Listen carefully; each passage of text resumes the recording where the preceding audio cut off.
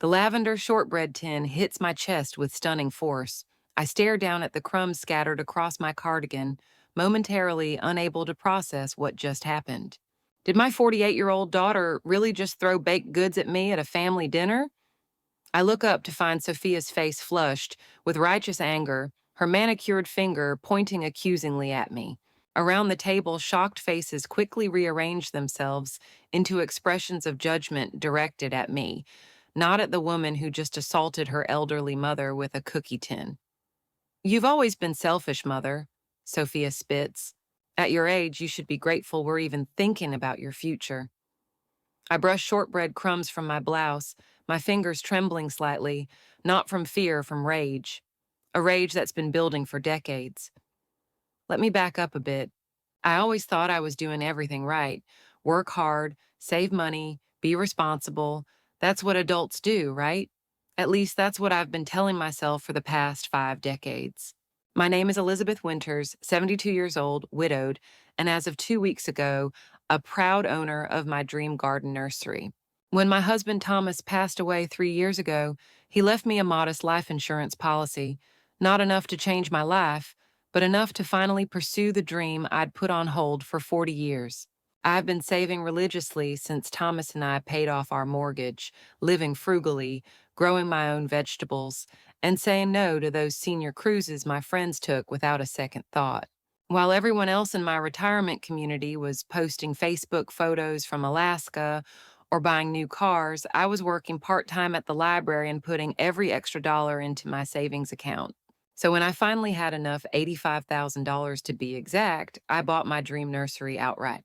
No loans, no debt, just mine.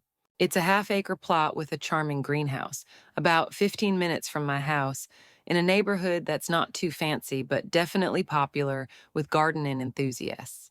The previous owners had let it fall into disrepair, and the greenhouse needs reglazing, but I don't mind. I decided to do the renovations myself to save money. YouTube tutorials have become my evening entertainment. I'm halfway through clearing out a tangle of overgrown beds, dirt under my nails, and the late afternoon sun warming my back when my phone rings. I wipe my gloves on my pants and glance at the screen. Sophia.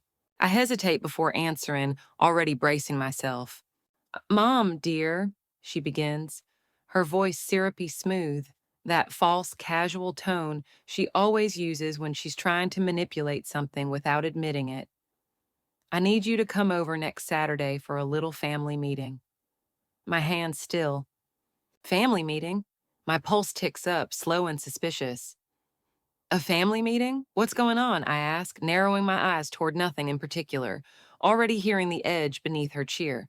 Oh, it's a surprise, she replies lightly, a little too quickly. Just make sure you're here by 4 o'clock, and bring a batch of those lavender shortbreads you make so well. Everyone loves those. My brow furrows. Sophia, seriously, what is this about? She laughs like I'm being silly for asking. Just a little gathering. Melissa will be there, with her husband, of course, and I've invited Uncle William and his kids, too. That makes me pause. Uncle William? His kids? That's not just a casual Saturday dinner, that's a production. I glance back at the garden bed still half choked with weeds and dead growth. I can feel the sweat on the back of my neck cooling under the breeze. That's a lot of people for a surprise, I say cautiously. Mom, she insists with forced brightness, it's a secret. Just be here, okay? And before I can press further, the line goes dead. No explanation, no clarification. Just an invitation wrapped in command and sealed with a hanging up tone that says, don't ask questions. I stand there for a moment, phone in hand, then exhale slowly and tuck it back in my pocket. Whatever drama Sophia is planning, whatever stage she's setting or script she's rehearsing, can wait. I have work to do, real work, work that matters. I turn back to the garden bed, shove my hands into the soil, and return to pulling weeds. The sun is dipping lower now, casting long shadows over the greenhouse wall. There's something peaceful about reclaiming this space, one stubborn root at a time. Let her plan her surprises. I'm building something stronger than secrets. My daughter Sophia is 48 and has been married to Lucas for about 20 years. They live in a sprawling house in the suburbs. Unlike me, Sophia has always had an easier time of things. She was the homecoming queen while I spent my high school years working after classes. She got a business degree on our dime while I worked extra shifts to help pay her tuition. And somehow, Thomas never seemed to mind that I was the one who sacrificed more. When Sophia was growing up, she was always the center of attention. Thomas doted on her, his only child. When she wanted dance lessons, piano lessons, and cheerleading camps, we found the money somehow. When she needed braces, I took on a second job. When she wanted a car at 16, Thomas bought her one, despite my concerns about our budget. I still remember her college graduation when Thomas gave her a diamond bracelet that cost more than our mortgage payment. When I questioned the expense, he said, she deserves something special, as if the education we'd paid for wasn't special enough. But I've never been the type to make a scene. I just worked harder, saved more, and proved I could take care of myself. The week flies by as I continue working on my nursery. I manage to clear all the beds and start planning which heirloom plants I'll specialize in. The sense of accomplishment I feel looking at my progress is worth every ache in my aging joints. When Saturday arrives, I wake up early to finish potting some rare dahlias before heading to Sophia's house. I prepare the lavender shortbread as requested and pack it carefully in my favorite tin. As I drive to Sophia's home, I wonder what this family meeting could possibly be about. As I pull into the driveway, I notice several cars already parked. I recognize my brother-in-law William's sedan and my granddaughter Melissa's SUV. Whatever this is about, I think, it's definitely a full family affair. I take a deep breath, grab the cookie tin, and head inside. Mom's here, Sophia calls out as I walk through the door. She gives me a quick hug and takes the tin from my hands. Perfect timing. We're just about to sit down. I look around the living room. Melissa and her husband are sitting on the couch, hands intertwined, whispering to each other. William is talking with his oldest son in the corner. Sophia's other children are already heading toward the dining room. What's going on? I ask Melissa as I approach. She smiles mysteriously. You'll see. That doesn't help my growing sense of unease. The food is passed around, pot roast, mashed potatoes, green beans, and the shortbread I brought is placed at the center of the table for dessert. Everyone makes small talk, carefully avoiding whatever elephant is in the room. Finally, after everyone has filled their plates, Sophia stands up, tapping her glass with a spoon. I want to thank you all for coming today, she says, beaming. We have some wonderful news to share with you all. Sophia stands at the head of the table, her smile stretching unnaturally wide as she looks at Melissa. Our dear Melissa is moving back to town, she announces. The room erupts in cheers and congratulations. Melissa blushes while her husband puts his arm around her shoulders. And they're looking for a place to settle down permanently, Sophia continues. I clap along with everyone else, genuinely happy for my granddaughter, despite our complicated family dynamics. Congratulations, Melissa, I say, smiling at her across the table. But Sophia isn't finished. She exchanges a look with William and Melissa, then turns to me with an expression that makes my stomach drop. That's not all, she says, her voice cutting through the chatter. We have another announcement. The room quiets down. Everyone looks at Sophia expectantly, including me. As you all know, Mom recently bought herself a nursery, Sophia says, gesturing toward me. The relatives nod, some of them murmuring congratulations that they hadn't bothered to offer when I'd first shared the news 2 weeks ago. Mom is 72 years old and alone, Sophia continues.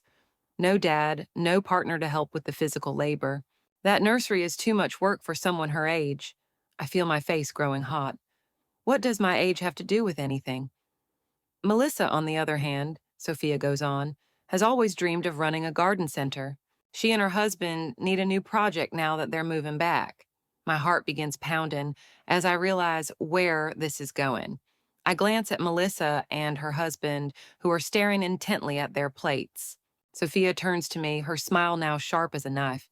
Mom, this is your chance to show how much you love your granddaughter, how generous and kind you are. I think you should give your new nursery to Melissa and her husband. Silence falls over the dining room. I stare at my daughter in disbelief, waiting for the punchline to this horrible joke, but it never comes. You can go back to your community garden plot, Sophia adds casually, as if she isn't asking me to give away my $85,000 nursery.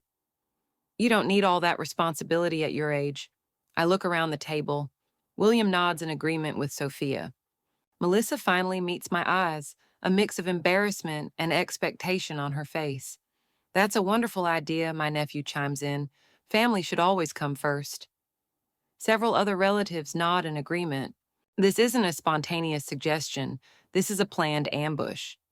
You're not serious, I finally manage to say. Of course I am, Sophia replies, her voice hardening. Your granddaughter needs it more than you do. I stand up slowly, my chair scraping against the floor. Let me get this straight. You want me to give Melissa my nursery? The nursery I worked part-time for years to afford? The nursery I just bought with money from your father's insurance and my savings? You want me to just hand it over because Melissa wants it? Mom, William cuts in, his tone warning me to back down. Don't be selfish. Selfish? I laugh, the sound hollow even to my own ears. I worked for that nursery, every single penny. No one helped me. But Melissa needs, Sophia starts. No, I interrupt. Absolutely not. I will not give my nursery to Melissa. It's mine. I earned it. Melissa bursts into tears, her hand dramatically pressed against her chest. Her husband glares at me as if I just kicked a puppy.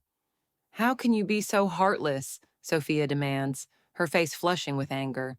Your own granddaughter. How can you ask me to give away everything I've worked for? I counter. Melissa should work and save like I did. The relatives begin whispering among themselves. I hear phrases like so materialistic and always was the difficult one. You've always been like this, Sophia spits, always thinking only of yourself. I'm not giving her my nursery, I repeat firmly. End of discussion. What happens next still plays in my mind in slow motion. Sophia grabs the shortbread tin I brought, the one sitting untouched in the center of the table, and hurls it at me with surprising force. It hits me square in the chest, cookies shattering and scattering across my blouse. The room falls silent. I slowly brush the crumbs from my cardigan, letting pieces fall to the floor. Sophia and William don't look shocked or horrified. Instead, they seem pleased, as if I've finally gotten what I deserved. Without a word, I grab my purse and keys and walk out, shortbread crumbs still clinging to my clothes. Behind me, I can hear the shouts beginning. Stubborn old woman, Sophia's voice calls after me. We're just trying to help you, William adds. How could you do this to me, Melissa wails. I get into my car, hands shaking so badly I can barely turn the key. As I drive home, I feel something I haven't experienced in decades. Pure, undiluted rage. Not just at Sophia, but at myself for allowing this pattern of disrespect to continue for so long. When I arrive home, I don't cry. Instead, I do something none of them would have expected. I go straight to my home office, pull out the key to the fireproof lockbox Thomas had insisted we keep, and begin searching through decades of financial records. If Sophia wants to play hardball, she's about to learn that her mild-mannered mother has been keeping score all along. The next morning, my chest still aches where the tin hit me. A small bruise has formed, the purple discoloration a visible reminder of Sophia's outburst. My phone buzzes incessantly with text messages and missed calls, all from family members expressing their disappointment in my selfishness. I turn it off and spread Thomas's papers across my kitchen table. Thomas was always meticulous about financial records, tax returns, loan documents, property deeds, everything labeled and organized chronologically. I'd never paid much attention to our finances while he was alive. He handled the money, and I trusted him completely. Now, as I sort through the documents, I realize that trust was misplaced. 3 hours into my investigation, I find it. A loan agreement from 15 years ago. Sophia and Lucas came to us needing money for a down payment on their house, the very house where she threw shortbread at me. Thomas loaned them $65,000 from our retirement savings with the agreement that they would pay it back within 10 years. According to this document, with interest, they now owe nearly $95,000. There's no record of any repayment. I continue digging and find more. $25,000 for Sophia's failing boutique venture, $15,000 for Melissa's private school tuition, $8,000 for a family vacation to Hawaii that I wasn't invited on because someone needed to watch the dog. All loans, all unpaid, all withdrawn from our retirement savings without my knowledge. By lunchtime, I've tallied over $200,000 in unpaid loans to Sophia and her family, money that should have been part of my retirement, money that could have bought a much larger nursery or funded my comfortable retirement for years. I sit back stunned. No wonder Thomas was so anxious about money in his final years. He'd been giving it all away to Sophia without telling me. In his final months, when he was too weak to manage the finances, I'd wondered why our savings seemed so much less than I'd expected. Now I know. The realization hits me like a physical blow. Thomas betrayed me financially for years, and Sophia was complicit in it. My phone buzzes again. I turn it on to find a text from Sophia. Mom, you're being ridiculous. Melissa's heartbroken. We're coming over tomorrow to discuss this like adults. Like adults? After she'd thrown shortbread at me, I text back, I'm busy tomorrow. I'll call you when I'm ready to talk. Then I turn off my phone again and reach for my address book. There's a name in there I haven't called in years. Martin Keller, Thomas's attorney.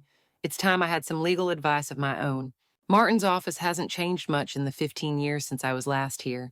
The same leather chairs, the same framed diplomas on the wall, the same smell of furniture polish and old books. Martin himself has aged, his hair now completely white, but his handshake is as firm as ever. Elizabeth, he says warmly, it's been too long. I was deeply sorry to hear about Thomas. Thank you, Martin, I reply, settling into the chair across from his desk. I appreciate you seeing me on such short notice. Of course. What can I help you with today? I pull out the folder containing the loan documents and place it on his desk. I need to know if these are legally binding. Martin opens the folder and begins examining the papers, his expression growing increasingly concerned as he flips through them. These are all loans to Sophia? Yes, I only discovered them yesterday. Thomas never told me about them. Martin adjusts his glasses and continues reading. The documentation is solid. These are properly executed promissory notes signed by both Sophia and her husband. The terms are clear, including interest rates and repayment schedules.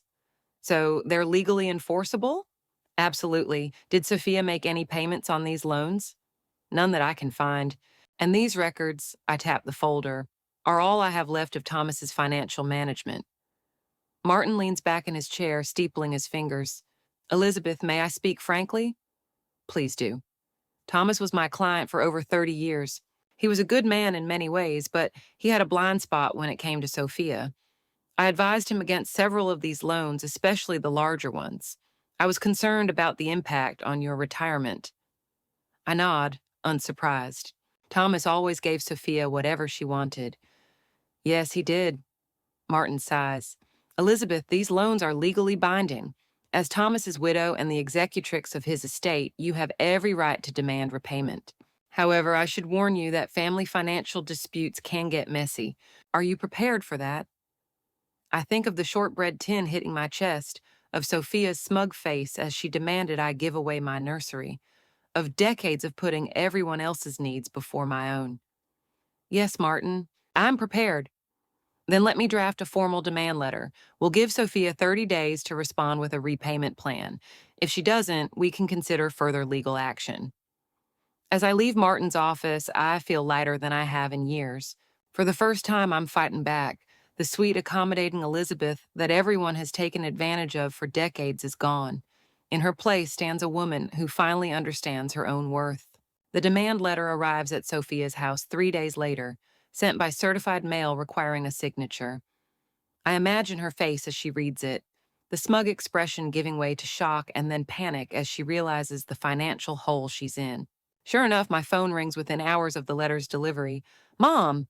Sophia's voice is shrill with panic. What is this? Some kind of joke? It's not a joke, Sophia. Those are legal documents showing the money you've borrowed from your father and me over the years, money that was supposed to be repaid. Dad gave me that money. He wanted me to have it.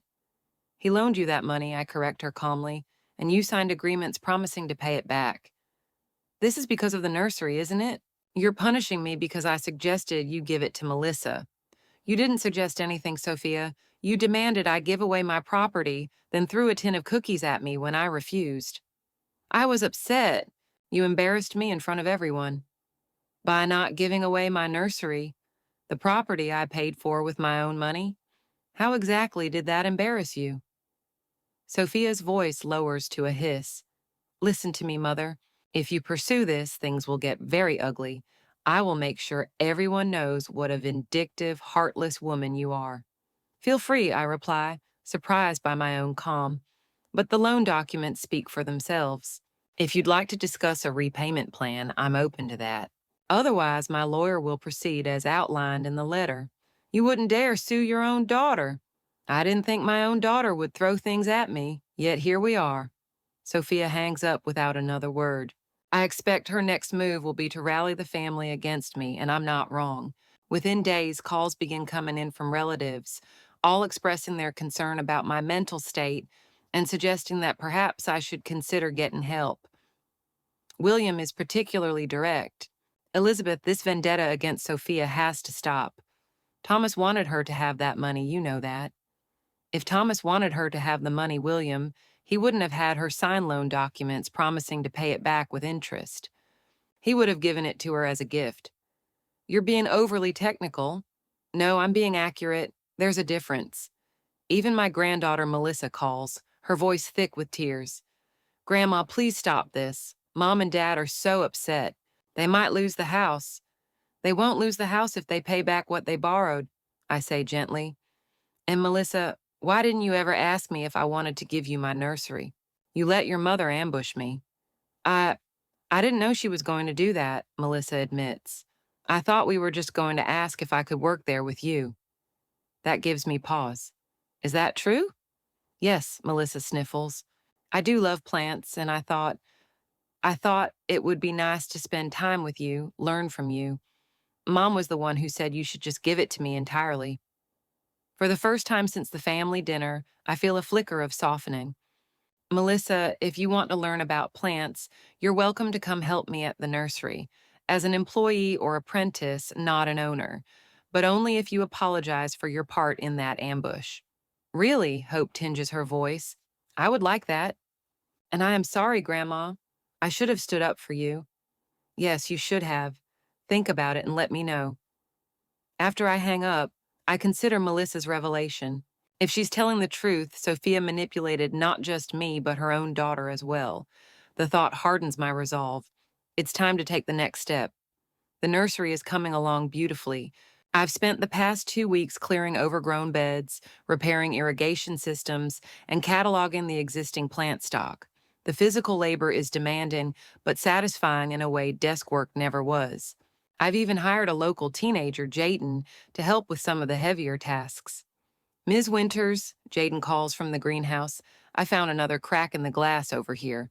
I make my way over, clipboard in hand. Mark it on the diagram, please. We'll need to replace that whole section. Jaden nods, making a note on the greenhouse layout I've sketched. He's a good worker, respectful and thorough. In just 2 weeks, he's learned more about plants than Sophia bothered to in her entire life. My grandpa says you're doing good work here, Jaden comments as he measures the cracked pane. Says this place hasn't looked this good in 20 years. Your grandfather remembers it from before? Yes, ma'am. He used to buy his tomato starts here every spring. Says the last owners let it go to waste. Well, we're bringing it back, I say, my voice firm with a quiet surge of pride. This place is going to be special again. Just watch. As if summoned by fate itself, my phone buzzes in my pocket. I glance at the screen. It's Martin. Elizabeth, he says without preamble, I've received a formal response from Sophia's attorney. My heart jumps. She hired a lawyer. Yes, a James Dowell. I've dealt with him before, aggressive in tone, but not especially meticulous. His letter claims that the money Sophia and Lucas received were gifts, not loans, and that Thomas allegedly made that clear in conversation. I exhale sharply. That's absolutely false. I know it is, Martin replies calmly. Fortunately, the loan documents Thomas signed are explicit. We have signatures, payment terms, and even the clause specifying repayment upon demand. I've already sent our reply, restating the demand for repayment and offering mediation as an alternative to filing suit. Do you think she'll agree to that? I ask, my voice lower now, the weight of the moment pressing down. Hard to say. She may stall. But Elizabeth, there's something else you asked me to look into. I've been reviewing Sophia and Lucas's financial situation. I hold my breath. It's not good, he continues. They refinanced their home 2 years ago and pulled out a large amount of equity. Their interior design firm has been struggling. Multiple tax lines have been filed against it in the past 18 months. I close my eyes. So they may not be able to repay the loans at all. Not easily, no, but they do own assets. That vacation property in Vale, for instance, it was acquired with Thomas's financial help, if I recall. I nod slowly, though he can't see me. The vacation home they never invited me to. The one I saw only once in pictures on social media. The one that somehow became theirs, while my name faded from family plans and phone calls. Thank you, Martin. Please keep me informed if anything else develops. Of course, and Elizabeth, stay alert. I end the call and remain seated on a nearby wooden bench, surrounded by the scent of lavender and rosemary. The late afternoon sun slants low through the nursery trees, casting long shadows across the gravel paths. My mind spins. Sophia's behavior suddenly makes sense. Her desperation, her eagerness to control or claim the nursery. To her, it wasn't just about family, it was about assets, leverage, survival. She saw my work, my independence, as something she could possess, or at least dismantle. I'm still lost in thought when I hear the crunch of tires on gravel. I look up. A gray sedan pulls into the drive. The door opens. To my surprise, Melissa steps out, dressed not in designer labels, but in jeans and a simple t-shirt. No heels, no designer purse. Just her, stripped of pretense. "Grandma," she calls, cautious but sincere, "is it okay if I come in?" I nod, watching as she walks toward me, picking her way through the rows of planters and garden beds with care, her eyes scanning the nursery. She looks small and out of place, and for the first time, unsure of herself. "I came to apologize," she says when she reaches me. "Properly, in person." Her voice wavers slightly. "What happened at that dinner? It was wrong. Mom shouldn't have thrown the tin at you, and I shouldn't have just stood there while she tried to take your nursery." I study her face closely. Her posture is open, her expression unguarded. There's no eye rolling, no forced smile, no rehearsed deflection. "Thank you for saying that," I say quietly, meaning every word. She nods, her eyes glinting slightly, with unshed tears. "I meant what I said before. I really do want to learn from you." She glances around, gesturing at the space. This place, it already feels different. Better, like it matters to someone again. "It does," I say simply. We stand there for a moment in silence, the hum of bees in the background, the faint rustle of wind through leaves. Maybe something's changing, or maybe something is finally beginning. "It's a work in progress," I acknowledge. Would you still be willing to let me help? I could come a few days a week. I really do want to learn." I consider her request. Is this another of Sophia's manipulations, sending Melissa to soften me up? Or is my granddaughter genuinely interested? "Melissa, why do you want to work here, honestly?" She bites her lip, thinking, "Partly because I do love plants. I always have, ever since you taught me to grow marigolds when I was little, but also, I need to do something productive with my life. Mom and Dad have always handed me everything. I'm 25 and I've never had a real job. I've never earned anything on my own merit." She looks at me directly. I want to know what that feels like. Her honesty surprises me. Perhaps there's more of me in her than I'd thought. "All right, you can start tomorrow. 7 a.m. Wear clothes you don't mind getting dirty." Melissa's face lights up. "Really? Thank you, Grandma." As she drives away, I wonder if I'm making a mistake, but something tells me that Melissa's involvement might be the key to resolving this family conflict, though not in the way Sophia intended. The next month passes in a blur of activity. The nursery is shaping up beautifully, with newly cleaned beds ready for planting, a partially repaired greenhouse, and fresh gravel on the paths. Melissa has proven to be a surprisingly dedicated worker, showing up every morning ready to learn and willing to get her hands dirty. Meanwhile, the legal situation with Sophia has escalated. She's refused mediation, insisting through her attorney that the loans were gifts. Martin has filed a lawsuit in response, triggering a frenzy of activity from Sophia and her allies. The family has effectively split into two camps. William and most of the cousins side with Sophia, bombarding me with angry calls and messages about tearing the family apart over money. But surprisingly, a few relatives have quietly reached out to express their support. Elizabeth, it's Janet, my sister-in-law says when she calls one evening. I want you to know I think you're doing the right thing. Sophia has been taking advantage of you for years. Thank you, Janet. That means a lot. William doesn't know I'm calling. He's furious with you. But I remember how Thomas would come to us year after year for advice about Sophia's financial demands. He was torn up about it, giving her the money, but knowing it was hurting your future. Why didn't anyone tell me? I asked, the old hurt surfacing. Janet sighs. Thomas asked us not to. He didn't want you to think less of him for not being able to say no to her. He was planning to make it right before he retired. But then the cancer came. I thanked Janet for her call, reflecting on this new perspective on Thomas. He'd known he was depleting our retirement to fund Sophia's lifestyle, yet he'd hidden it from me. Was that protection or betrayal? Perhaps a bit of both. The lawsuit has also brought unexpected allies out of the woodwork. Lucas's former business partner, a man named David Chin, contacts Martin, offering information about Sophia and Lucas's financial dealings. They pushed me out of the business 3 years ago, David explains when we meet for coffee. Claimed the company was struggling and couldn't support both partners, but then they immediately bought a vacation home and 2 new cars. I always suspected they were hiding assets. Do you have any proof? I ask. Some. Enough to show a pattern of financial mismanagement and possible fraud. I'll share what I have, Ms. Winters. Your daughter and son-in-law cost me my business. I'm happy to help you get what's rightfully yours.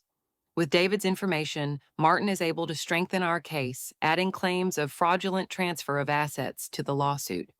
The pressure on Sophia is building. Then comes the anonymous call.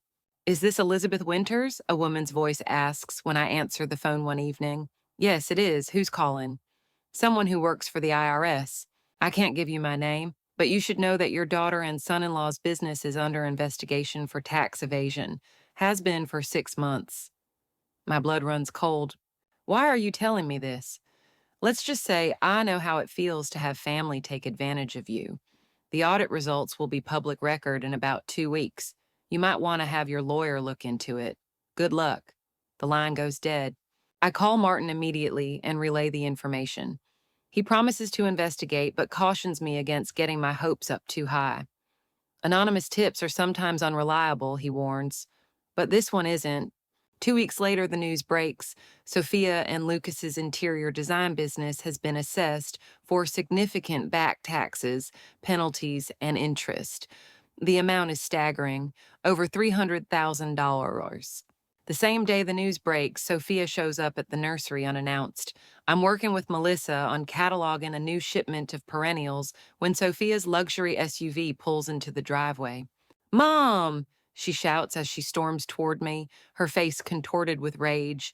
What have you done? Melissa steps forward protectively. Mom, calm down. Grandma is working.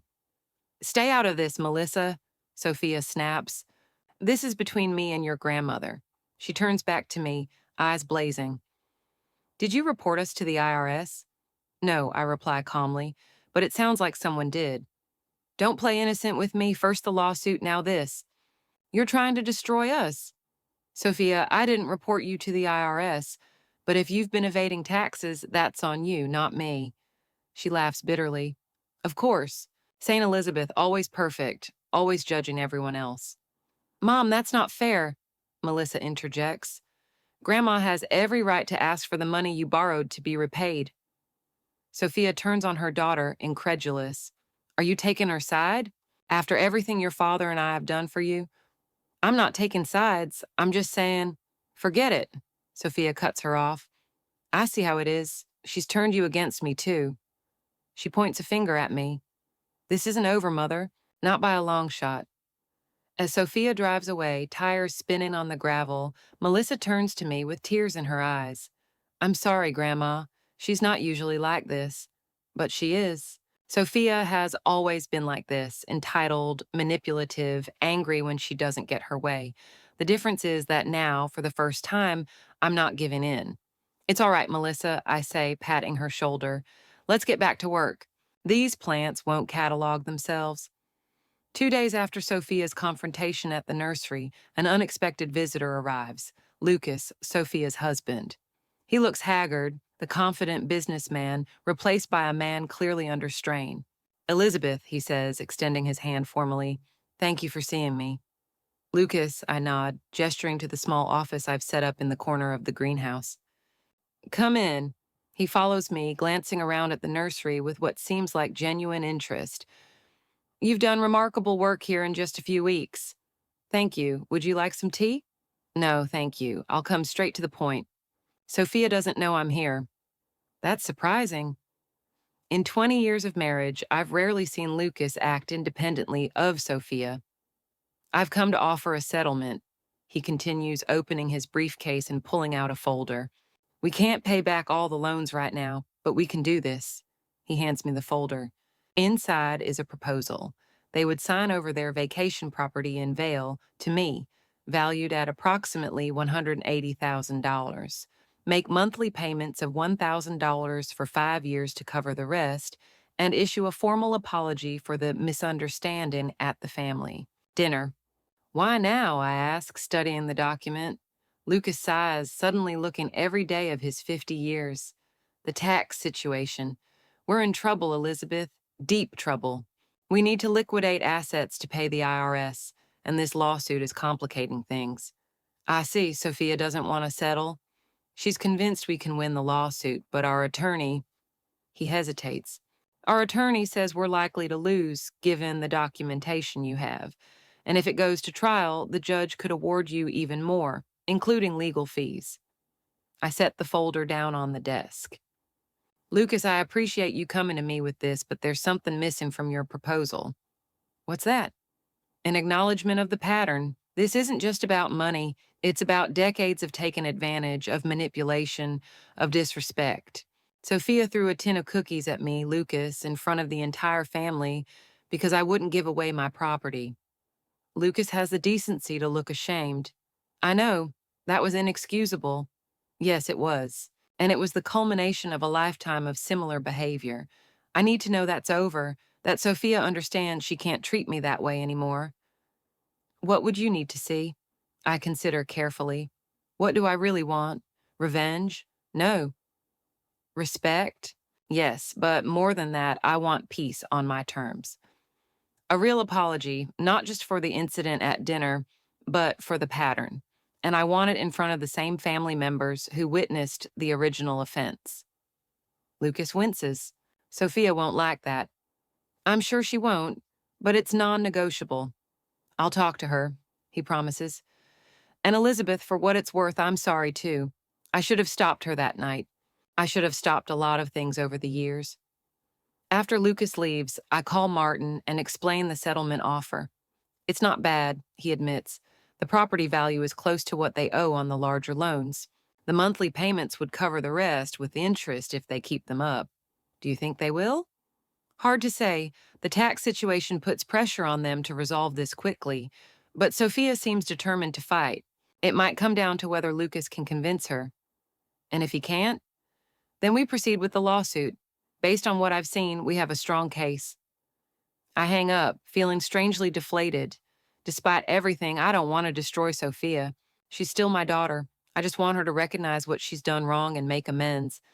Is that too much to ask? The next morning, I'm preparing to open the nursery for business, our official first day accepting customers, when Melissa calls. Grandma, I need to tell you something, she says, her voice tight with anxiety. Mom and Dad had a huge fight last night about the settlement offer, Lucas told her. Yes, she was furious that he went behind her back, Melissa says, her voice low and strained over the phone. She's planning something, Grandma. I don't know exactly what, but she kept saying she'd take care of it her way. A chill runs down my spine at the ominous phrasing. My fingers tighten around the phone. Thank you for warning me, Melissa, I say quietly, trying to keep my voice steady.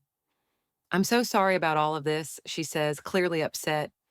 If I hadn't said anything about being interested in the nursery, no, I cut in, firm and immediate. None of this is your fault, sweetheart. Your mother's actions are her own. You don't carry the weight of her decisions.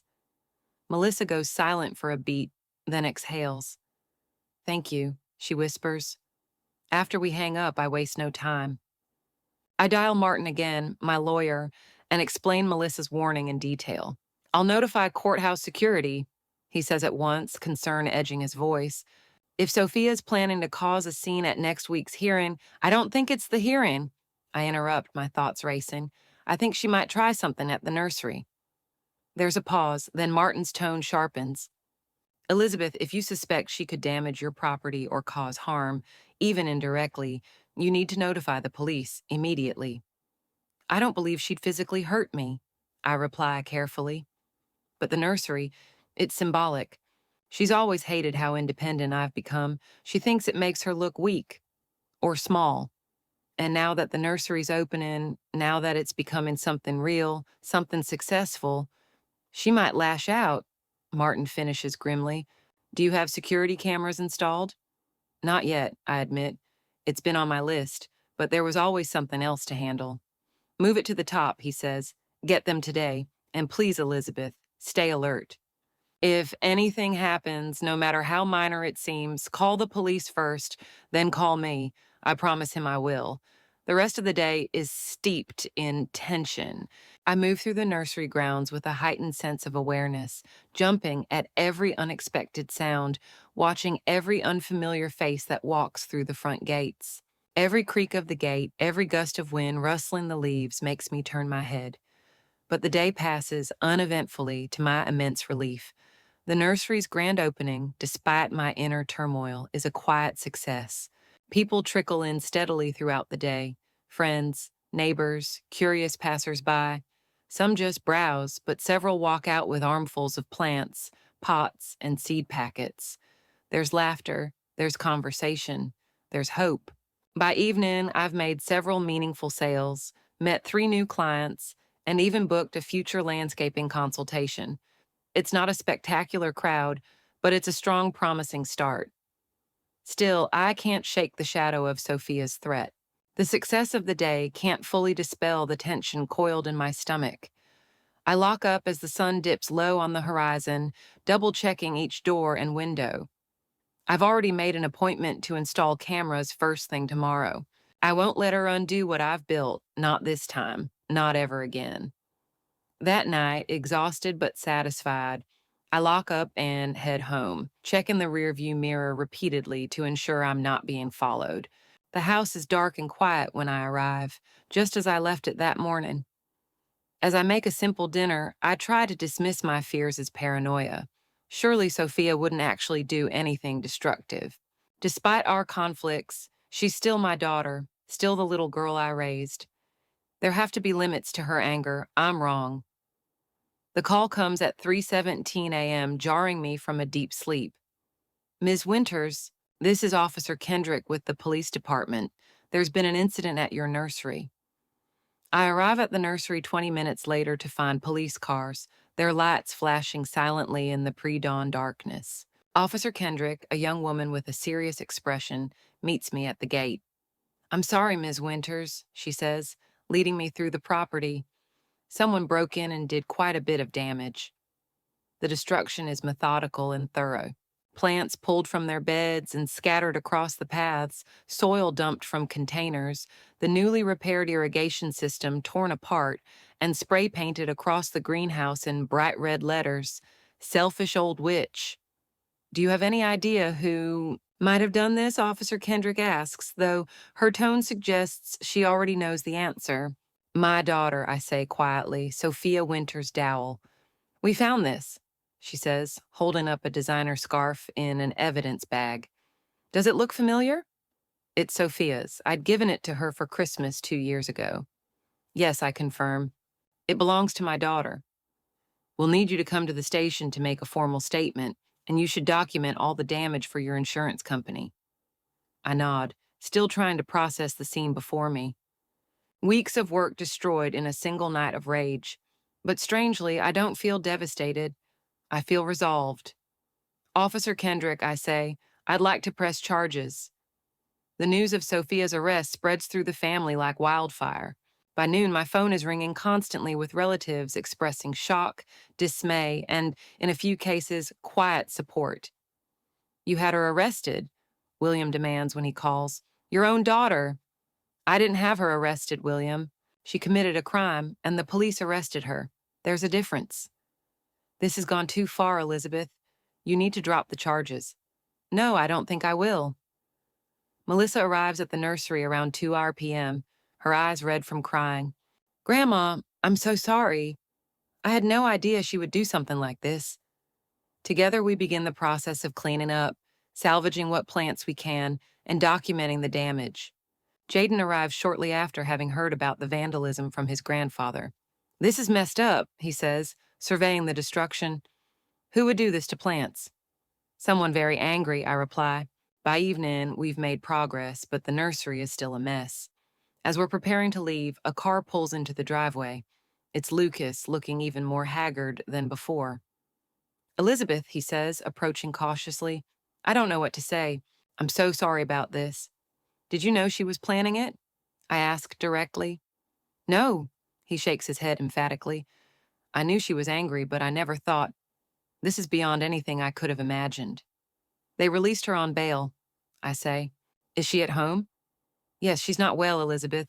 This whole situation, the lawsuit, the tax issues, now this arrest, it's breaking her, breaking us. I look at him steadily. What do you want from me, Lucas? I don't know, he admits. I just know this can't continue. We're destroying each other. No, I correct him gently. Sophia is destroying herself, and she's trying to destroy me in the process. I won't let her. Lucas nods slowly. I understand. For what it's worth, I've accepted your settlement terms, all of them, including the public apology. I've told Sophia that's our only way forward. Whether she agrees or not, that's up to her. After he leaves, Melissa helps me lock up what's left of the nursery. What are you going to do, Grandma? She asks. Rebuild, I say simply, and wait for your mother to make her choice. The next morning, I wake early and head to the nursery, determined to continue the cleanup. To my surprise, there are already several cars in the parking area. As I approach, I see a group of people working in the garden beds. Janet, William's wife, David Chin, Lucas's former business partner, several of my neighbors from the retirement community, and even a few customers who had visited on opening day. What's all this? I ask, astonished. Janet straightens up from where she's replanting a bed of perennials. We heard what happened. Thought you could use some help. William doesn't know you're here. She smiles wryly. William doesn't need to know everything I do. David Chin approaches, carrying a flat of seedlings.